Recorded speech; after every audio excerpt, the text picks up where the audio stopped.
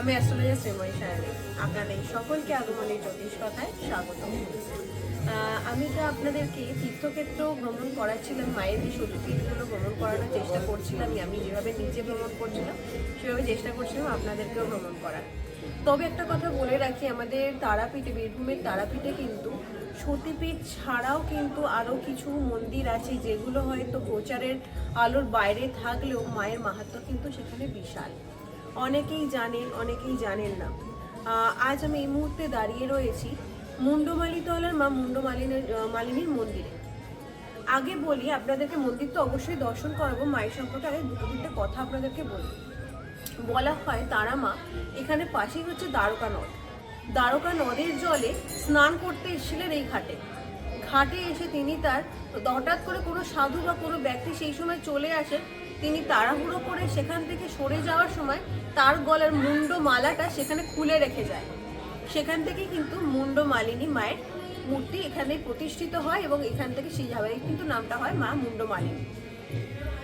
এবার এখানে বিশেষত্ব হচ্ছে, এখানে এই জায়গাটা কিন্তু একটি বেসিক্যালি শ্মশান চত্বরের মধ্যেই কিন্তু ছিল। যদিও বর্তমানে শ্মশানটাকে পুরোটাই তারাপীঠ মহাশ্মশানে শিফট করা হলেও এই জায়গাতেই কিন্তু এখন সেভাবে শ্মশান না থাকলেও এর মেন বেস কিন্তু এখানেও কিন্তু শ্মশান ছিল। এখানেও কিন্তু আগে দাহ করা হতো। এখন উন্নত করা হয়েছে, অনেক জায়গায় দাহ বন্ধ করা হয়েছে, আশ্রম তৈরি হয়েছে সাইডে, সেটাকে উন্নত করা হয়েছে, সেই জন্য হয়তো দাহ করা হয় না। কিন্তু এখানে কিন্তু মা যে বিরাজমান, মা কিন্তু এখানে কুমারী রূপে বিরাজমান। মা কিন্তু এখানে মায়ের সেভাবে কিন্তু বিবাহ রূপ বা ভৈরবের সাথে রূপ কিন্তু নয়। এখানে কিন্তু মা কুমারী রূপে বিরাজমান, কুমারী রূপে কিন্তু পুজো নেন। অনেকের ক্ষেত্রে বলি, অনেকের যে সমস্ত মেয়েদের প্রবলেম রয়েছে, যে যাদের বিবাহ হচ্ছে না, দীর্ঘদিন ধরে বিয়ের জন্য চেষ্টা করছেন কিন্তু বিয়ে তারপরেও কিন্তু হচ্ছে না, তারা কিন্তু তারাপীঠে আসলে অতি অবশ্যই একবার মুন্ডমালিনী মায়ের কাছে এসে পুজো দিন। দেখুন আপনাদের বিবাহের ক্ষেত্রে রাস্তা কিন্তু অতি অবশ্যই সুপ্রসারিত হবে, আপনাদের বিয়ে কিন্তু তাড়াতাড়ি হবে। আচ্ছা, আমি এবার চেষ্টা করব আপনাকে মায়ের দর্শন করা, এবং আমি যে নদী বললাম, যদিও দ্বারকা নদীর এখন জল প্রায় নেই বললেই চলে, তাও একবার আপনাদেরকে কিন্তু দর্শন করানো। চলুন তাহলে এগোনো যাক।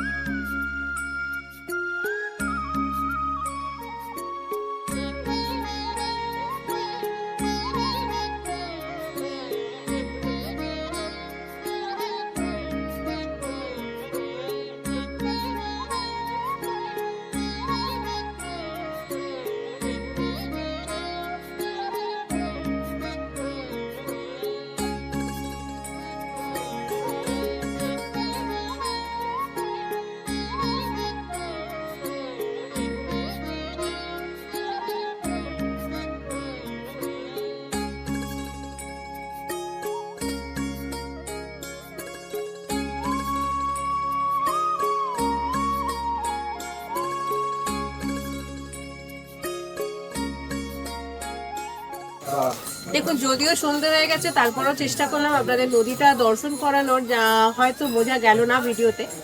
তবে একটা কথা বলে রাখি, যে আপনারা অনেকেই কিন্তু বামদেব ছাড়াও তারাপীঠে কিন্তু শঙ্কর বাবার নাম শুনেছেন। বামদেবের পরে যদি কারো কোনো বড় সাধকের নাম শোনা যায়, ছিলেন এখানে বাবা শঙ্কর বাবা। তো শঙ্কর বাবারও এখানে, সুতরাং অতি অবশ্যই কিন্তু একবার হলেও মা মুন্ডমালিনী কিন্তু দর্শন করুন। দর্শন কিন্তু অতি অবশ্যই জরুরি। দেখুন আপনাদের মন প্রাণ জুড়িয়ে যাবে। নমস্কার, সকলে খুব ভালো।